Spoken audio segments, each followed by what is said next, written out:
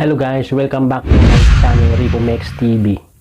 Guys, sa video na to, ituturo ko sa inyo step by step kung paano i-delete ang inyong mga Facebook page account na ayaw mo nang gamitin or nagsawa ka nang gamitin. As in, sawa. Please watch this video.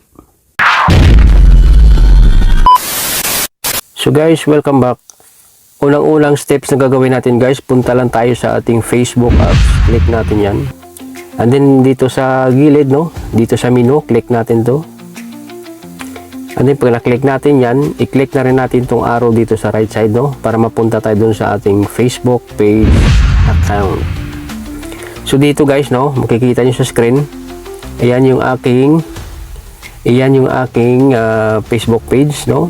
Ito yung Borge Itoy TV. And then yung sa taas naman is yung aking profile account, no. So, siyempre, ang page ang di-delete natin, itong pipiliin natin, i-click natin to, ang Borge Itoy TV. So guys, kung bago ka pa sa channel ko, huwag kalimutan mag-subscribe. Paki-hit na rin ang notification bell para updated ka lagi sa ating mga bagong video na ina-upload dito sa YouTube. So, let's go guys!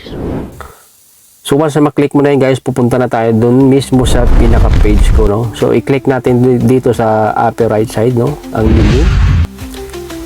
So, pag na-click na natin ang menu, i-click natin ang settings, no? Click mo yan, settings. And then, scroll down natin pababa. Hanapin natin, guys, ang access and control. Click mo lang yan. So, once na na-click mo, dito mayroon kang choices, no? Pagpipilian. Pwedeng gawin mong deactivate page, unpublish page, and then is delete page, no? Ang delete page, yun yung forever mo na siyang madidelete, no? So, never mo na siyang ma-retrieve, no?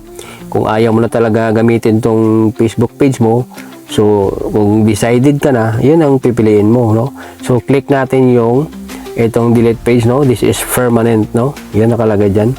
You won't be able to retrieve the content or information you've shared on Facebook at this page, no? Your messenger and all your messages will also be deleted.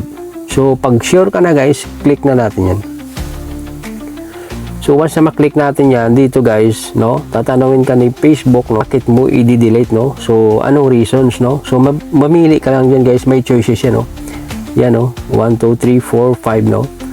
Pipili ka na lang dyan, and then, continue mo lang. So, once na na-continue mo din guys, no? Yan. Continue mo uli. So, ngayon, dito guys, manghihingi siya ng yung password sa Facebook mo, yung password mo. So, i-type na lang natin dito, no?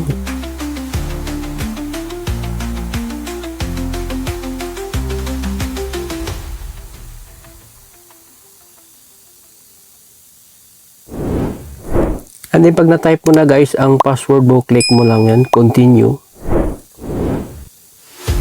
So yan, lalabas dyan guys, no? Delete Borge Itoy TV's page and information. So, pag sure ka na talaga, delete mo na yan, i-click mo lang tong delete page. So, delete natin yan.